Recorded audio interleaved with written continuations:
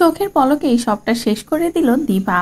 যে মিশকাকে হাতের নাগালে কেউ পায় না, সেই মিশকাকে এবার এমন ভাবে দীপা জব্দ করলো, মিশকা সেখান থেকে আর পালাতেই পারলো না। মিশকার বাড়ির সামনে এমন একটা লাইন দাঁড় করিয়ে দেয় দীপা পাত্রপক্ষের, যে মিশকা সেখান থেকে পালিয়ে কিভাবে সূর্যের কাছে আসবে ভাবতেই থাকে। কিন্তু সুন্দরভাবে তৈরি হয়েছে সূর্যের কাছে আসবে বলে, আর এই সুন্দরভাবে তৈরি হয়ে যে কোনো প্রকারে তো সূর্যের কাছে আসতেই হবে বলে মিশকাও ছলচাতুরি করে সেখান থেকে পালিয়ে সূর্যের বাড়িতে আসে।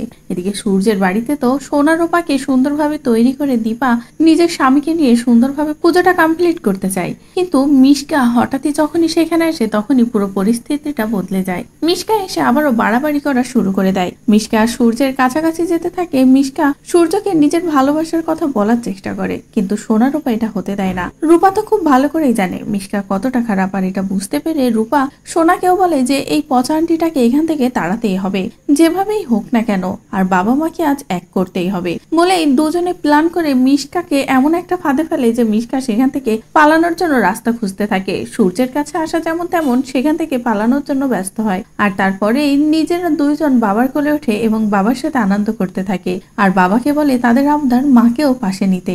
এরপরে দীপাও কাছাকাছি আসলে সকলে মিলে এক হয়ে পুজোয় মেতে ওঠে। মিশকাকে তাড়িয়ে এই পুরো পরিবারটা এক হয়, যেটা দেখে তো সকলের ভীষণ ভালো লাগে যে এবার আবারও পুজো উপলক্ষে সেনগুপ্ত পরিবারের সকলে এক হয়েছে। তো বন্ধুরা, এভাবে যদি মিশকাকে তাড়িয়ে পুরো পরিবারটা এক হয় তাহলে সেটা দেখতে তোমাদের ঠিক কেমন লাগবে কমেন্ট করে জানাও। পরবর্তী আপডেট পেতে চ্যানেলটি সাবস্ক্রাইব করো।